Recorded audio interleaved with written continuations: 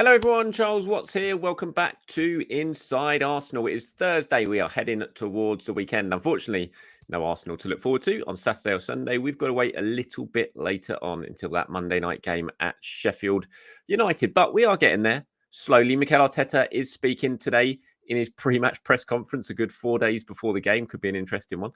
I'm heading there to London Colney or Showbar Realty Training Centre, whatever you want to call it. London Colney, let's face it. Always be London Colney. I'm heading there pretty soon. And I will try and do a video after that, sort of discussing what Mikel had to say at that press conference. Should get some interesting team news, perhaps injury latest. Great news about Jurrien Timber, who we saw yesterday returning to training with the squad at the Emirates Stadium. We'll talk about that today. I've had loads of questions about Mykhailo Mudryk, who name is being linked with Arsenal again. So I'll give my thoughts on that. Got other questions and comments that have been sent in from you guys. I'll talk about the story that I wrote yesterday that I was trying to get to the bottom to yesterday in terms of the Arsenal memberships, Arsenal members who had their accounts cancelled over a sort of ticket investigation that the club did. Really complicated one, that, and an emotional one for a lot of fans who are involved in it as well. So I'll talk about that. But we'll start with Jurrien Timber, who, if you're watching on YouTube, and I'm sure if you're not and you're listening on podcast, you've seen the pictures already from the Emirates yesterday when Arsenal went and did a training session there, and Jurrien Timber taking part in it, not just doing stuff on his own, but as you can see in this picture, doing contact stuff with the rest of the squad. Leandro Trossard appearing to trip him up in this picture here. Just be a little bit careful, Leo, around Jurrien Timber for now, would you please? Great news. Obviously, first of all, fantastic news for Jurrien Timber. I can't even imagine what he's gone through in the last 7 months, however long it is now since that game against Nottingham Forest in the first game of the Premier League season. And I spoke about it at the time. I spoke about it since. For him, mentally, not just physically, but mentally, it must have been an absolute bolt to the system that, you get your dream move to the Premier League, you come over to a huge club like Arsenal, you're so excited, you've had a great pre-season, everyone's talking about you, you have the first ever game in the Premier League, all your families come over for it, and then you pick up an injury like he did. It must have just been an absolutely crushing blow, and one that was really hard to deal with. So just for him to be back out there, be part of the things with the rest of the group, with the players, is just fantastic. And by all accounts, he's been great during the rehab process. He's always been around. The club have done a lot. Mikel Arteta has done a lot. The coaching staff have done a lot to make sure he still feels very, very included. He's always at games. He's always in the changing room after games, which is just it's a really important thing, I think, just to make sure that bond is still there and that you do feel part of it and you don't feel totally on the outside. Because when you're every single day you're at the training centre and every single day the players, you say hello to them and they walk out to the training pitch and you walk into a room with the medical staff just to do more rehab, it must be pretty soul destroying. So for him, fantastic news. Don't get too excited yet. Yes, he's back, but as far as I'm aware, Arsenal are absolutely carefully managing this sort of reintegration into full training. I don't think he's there yet. He's done part stuff with the group yesterday. He did stuff on his own as well. Arsenal being very, very careful with it. He's not completely up to speed with the rest of the players, of course, and it's going to take a while. He could still be. Don't expect him to be in the squad against Sheffield United, for example. It's going to take a while. Arsenal are going to be very, very careful with him, but they certainly hope that he can play a part between now and the end of the season. And he certainly hopes that he can play a part until before the end of the season. And that will be a huge boost to Arsenal. What Timber brings, aside from his quality, he brings versatility. You can play him at left back, you can play him at right back, you can play him at centre back. The key thing is now, I suppose, mentally what he's like in that first game when he does come back. Is he going to, how committed is he going to be to the tackle? Are there going to be those sort of fears that hang over you after you've been back from a long-term injury? Lots of players have spoken about that in the past. Hopefully he won't have to deal with that and he can go in and he can be fully committed. He needs to be, because if you're not fully committed, you can get injured going in for tackles. We all know that. But also, is he going to come back and immediately be the sort of form that he showed in pre-season? You have to think no. It must be very, very hard to be able to do that. But even so, just having him around, just having the option of playing him potentially in those last sort of 5, 6, 7 games would be absolutely huge. And it's massive for him. So, yeah, really, really good news about Jurrien Timber. Delighted to see him back. Moving on elsewhere in training, you can see there from pictures yesterday that if you're watching on YouTube, you can see him. You've got Gabriel Jesus taking full part in the session there with Martin Odegaard, Thomas Partey. Again, another week's worth of training with Thomas Partey. I'm told now Thomas Partey is absolutely fully fit and he is ready to go. My understanding of the situation is that he is, that Arsenal have taken their time. They wanted to make sure he was absolutely right. They wanted to be as confident as they ever could be that when he comes back, that he's not going to suffer any sort of breakdown or setback or anything like that. But as far as I'm aware, he is now feeling very, very strong. He is ready to go and he's fully fit and he is going to be involved against Sheffield United on Monday night. And I mean, that is a huge thing as well. Yes, we can all be a bit frustrated with the injuries that have basically ruled Thomas Partey out of the season completely. But if he can come back now, if he can stay fit until the end of the season, then he's going to have a massive say on what happens at Arsenal between now and the end of the season. Because when you've got a player of that quality who can give you what Thomas Partey can give you, it is huge to bring him back. I mean, what a boost to have over the title running. Yeah, just absolutely massive. Can play different positions. And we know that Mykhailo liked to see him at right back at the start of the season. Hopefully, that's not something we're going to see too much from between now and the end of the season. The way that Ben White's playing in that role, you would hope it's probably not anyway. But yeah, just huge, especially when you think Arsenal got to go to Man United, they've got to go to Chelsea, Tottenham, and most importantly, they've got to go to Manchester City. To have Thomas Partey available for those games and a fully fit Thomas Partey and a hungry Thomas Partey, recharged. I mean, he should be absolutely bouncing off the walls. He's not going to be tired. There's not going to be any sort of fatigue with him. He's barely played all season, so you've got him to suddenly throw into the mix for the end of season sprint finish. It's going to be a huge boost for Arsenal. And he's got to work his way back into the side, no doubt about it. Declan Rice has been magnificent all season. Jorginho at the moment, whenever he plays, whenever he starts, he's producing huge performances. So he's got to work his way back into the side, but just the option of having him there and how much that improves the squad and improves the options Mikel Arteta has available to him. Absolutely massive. So, yeah, fingers crossed, all goes well between now and Monday night, and Thomas Partey is back with the squad at Bramall Lane. Right, moving on to the story yesterday, and I had so many questions. And like I said yesterday in yesterday's show, I think it was Red Army, wasn't it, sent in a message. And I replied, I said, look, I've seen the messages. I've had them so many across all of my platforms, across Facebook, Twitter, here on YouTube. I had so many questions from fans who'd been caught up in all this, who'd had their memberships suspended or terminated, in fact, and were suddenly facing up to the prospect of not being able to go to Arsenal anymore and having the memberships terminated, basically. And so I didn't want to, I couldn't really reply to it yesterday because I was trying to find out what was going on. It was all very confusing. Obviously, you hear two different sides to the story and everything like that. So I was trying to understand what was going on. I was in conversations with the club about it, and I was waiting for a statement, which we eventually got, which, it was a pretty sort of generic statement, and you can see it here, sort of explaining it. The statement was, this was one of our targeted operations aimed at stamping out ticket touting. Together with our supporters, we care deeply about the issue, and we continue to take strong action against members who break our terms and conditions to buy tickets. We remind all supporters to only buy tickets through our official ticketing platform and the ticket exchange, and not by unauthorized means. Now, the whole thing around this was basically the club are trying to crack down on ticket touting, and they're trying to stop use of sort of unauthorized computer systems, aka bots, to buy up a load of tickets and sell them on. And they always run these ticketing operations to try and work out if this is happening, and if it is, what accounts they can block. And they did another one, and 16 accounts was kind of flagged as being accounts that were buying batches of tickets and then selling them on via a sort of social media group, and making some money out of it. And those 16 accounts have had their accounts suspended, terminated, and they're not getting them back. But then there are another 332 accounts who had been sort of flagged as having bought some of the tickets that had been bought by those 16 accounts, if this makes sense. And they had their accounts suspended or terminated as well as part of this investigation. Now, after what was happening yesterday and trying to speak to the club about it and, raising all the concerns, and the club sitting down and talking about it, those 332 accounts have now been reinstated. The tickets they'd bought, though, they're gone. They're cancelled, and they're going to be put back on the exchange because the club said those tickets have been sort of purchased through unauthorized means. But it's a really difficult one. It just feels like those 332 accounts didn't think they were doing anything wrong or weren't going against the terms and conditions, but the club feel otherwise, and they think they've been bought by unauthorized means, and they've been linked with these bot bots accounts that have been buying tickets. So it's been a really difficult one to sort of get your head around, and you can understand for everyone who's been caught up in it all, who felt like they'd done nothing wrong and thought they'd done everything properly, that suddenly their head's in an absolute spin at their accounts being terminated and suddenly facing up to the prospect of not being able to watch Arsenal anymore. So I understand it completely.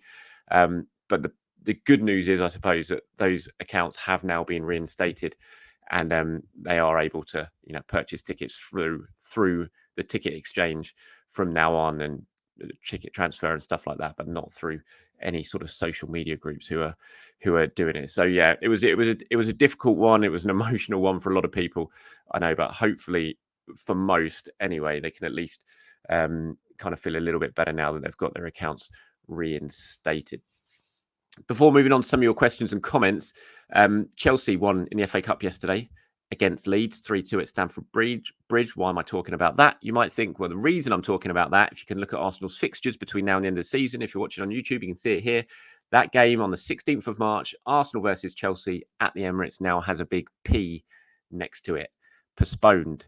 That game is not going to take place now on the 16th of March because Chelsea are going to be playing in the FA Cup quarter-finals that weekend, which means that Arsenal are going to have to reschedule that game at some point. We don't know exactly when yet, although that week down in April between Wolves and Tottenham is being earmarked as a potential date, which won't be great, to be honest, when you've got two really difficult away games there at Wolves and then the North London derby.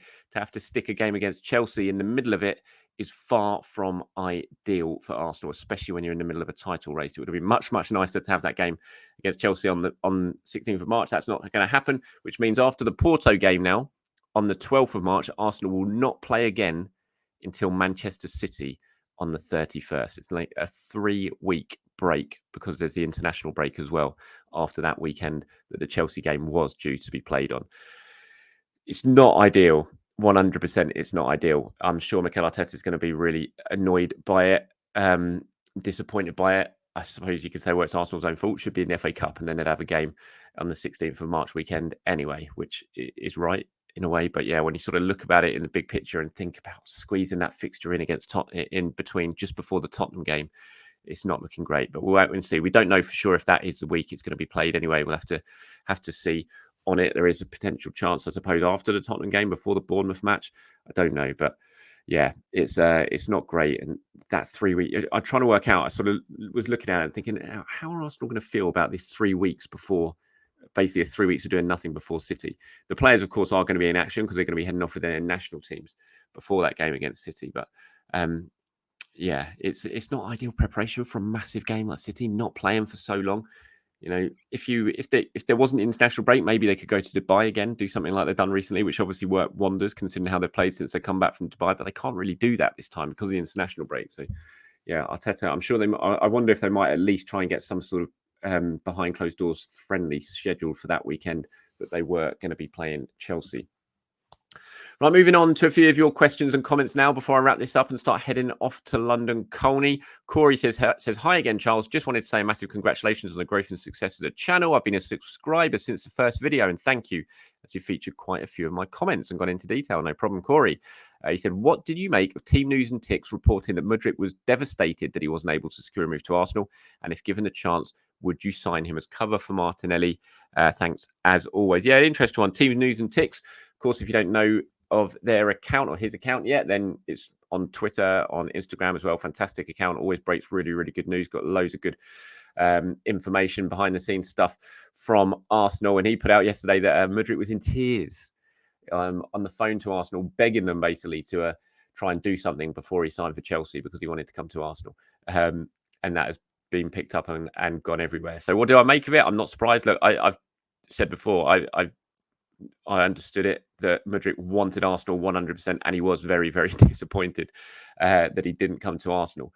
And I've always used that as a reason, perhaps, for his underwhelming form for Chelsea. He did score yesterday in the FA Cup. But he wanted Arsenal. There's no doubt about it. In my mind, from what I've said, he absolutely wanted to Arsenal. Had his heart set on Arsenal. We saw it. I mean, you've never seen a player flirt so much with a club so publicly before a transfer than Mudryk did for Arsenal. He was desperate to come here. He wanted to play with Zinchenko. He wanted to play under Arteta. He was desperate to do it, and then he couldn't do it because Chelsea did what they did.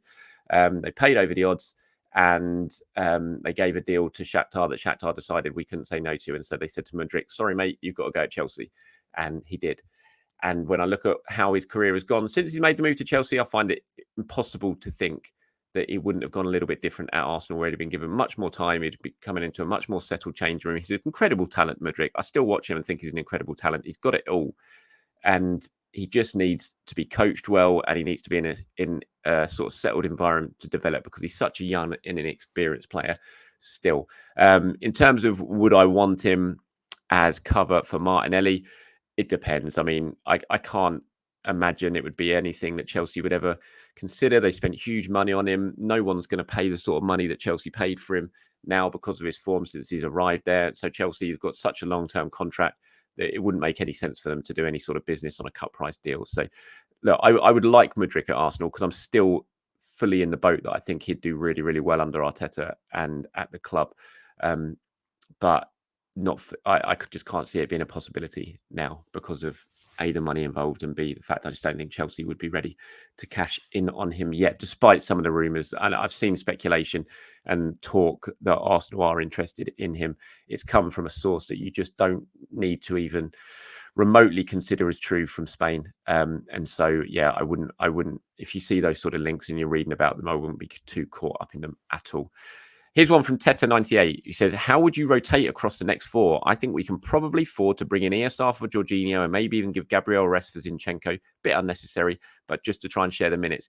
Is it worth giving Jesus a run at right wing for the first half? And can we look to bring Tomiyasu, Gabriel, Partey, Jorginho, Vieira, Saka, Trossard off the bench? It's crucial Arteta shares the minutes across the next four, especially with the international break coming up. Yeah, it's an interesting one. I just don't think they've really got the scope to do much defensively when it comes to rotating, because we don't know if Tomiyasu is going to come back yet for the game against Sheffield United. Zinchenko is pushing for it, but again, we don't know. He looks more likely of the two to play against Sheffield United. But even if he does, I can't imagine he sort of throws Zinchenko straight into the starting 11. So I don't think Arteta's got too much he can do defensively to share the minutes right now. Going forward, I think, yes, you can definitely bring Emile Smith-Rowe in for the game against Sheffield United and give Jorginho a bit of a rest if you want to. You could play Jesus out wide, like you said, and give Saka a rest or Martinelli a rest. I think the way Arsenal have been playing recently, though, they've been able to rest their players quite a bit. Certainly in the Premier League, we've seen Saka and Declan Rice and players like that only lasting for sort of 60 minutes or so before coming off, because of the game state, because of the leads Arsenal have had. So they've been able to rest their players quite a bit.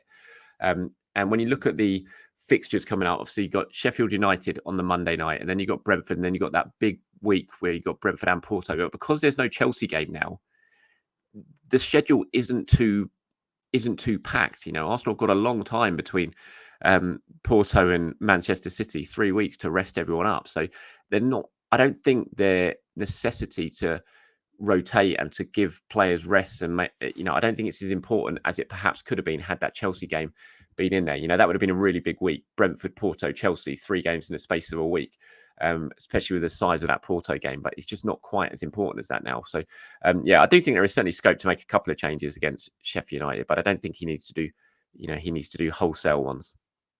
Stephen says, hi, Charles. Great show and congrats on the 4-year mark. Thank you, Stephen. Ben White has gone from centre-back to right-back to inverted right-back. What next as number 6? With Timber and Tommy both capable right-backs, does this leave the door open for Ben White to cover the 6th position? Not a starter, not to replace Partey, but replace Jorginho long-term. That would mean less of a spend in the area after replacing Partey and more funds for a new forward. I'm not suggesting this is an immediate thing, but more direction for his development. Would you agree? Look, I think he's good enough to play there. Ben White's a player who is one of those rare players who is basically so good. I think he can play in pretty much a multitude of positions. He's so clever. He's got a football brain. Technically, he's excellent, so he could play there. I wouldn't want to see him play there long term. I think he's much better. He should be playing in defence, whether that be right back or centre back. But he could cover that area. But I don't think you need to worry about putting more money into signing a striker and not signing a midfielder. I think you still, Arsenal need to spend some money on a proper midfielder this summer and spend some money on a striker. And I wouldn't be taking money off signing the midfielder just so you can put it more into the striker. Zubimendi, we know, is a player that Arsenal like. I'm not an expert on him. I haven't seen him loads for Sociedad, but what I've seen from him, I really, really like. And it makes sense when you look at how he plays.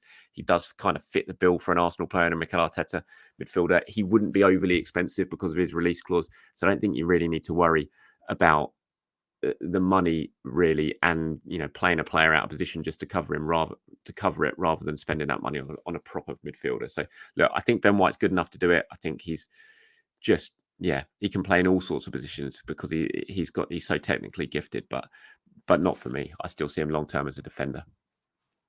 And I think this is the last one now. From I can't see that name. Was it Lakes Rhino? Says, hi Charles, with the ongoing Jesus injury and the club having to manage him to the end of the season, what will Arsenal do at the international break? Brazil have 2 friendlies in Europe. I can't see them managing him. Can we stop him joining? Simple answer, no, we can't. They couldn't stop him joining last time when he was actually injured and been out for about 6 weeks with a hamstring injury, and Brazil flew him over to South America and played him against Argentina. So they're certainly not going to be able to stop him now if he's fully fit, which he is, even though they are managing this injury, and he's going to play against Sheffield United, which I expect him to on Monday night. So no, they can't stop him joining. You just got to kind of keep your fingers crossed that nothing happens to him. And he's got 2 big games with Brazil. I think they've got England and then they've got Spain. And I've mentioned it before, but that prospect of Brazil, Spain immediately before Arsenal, Manchester City, with Rodri potentially kicking lumps out of the Arsenal players in the Brazilian team for Spain, does worry me quite a lot. But simple answer, no, Lakes Rhino, they can't do anything. If he gets called up, he has to go. And that's it. Thank you very much for watching or listening. Appreciate it. As always, like I said, I'll be heading over to London Colney in a little bit later on today, and I will try and do a video after that discussing what Mikel Arteta had to say at his pre-match press conference. Until then, everyone, have a very good day. I'll speak to you soon. Bye-bye.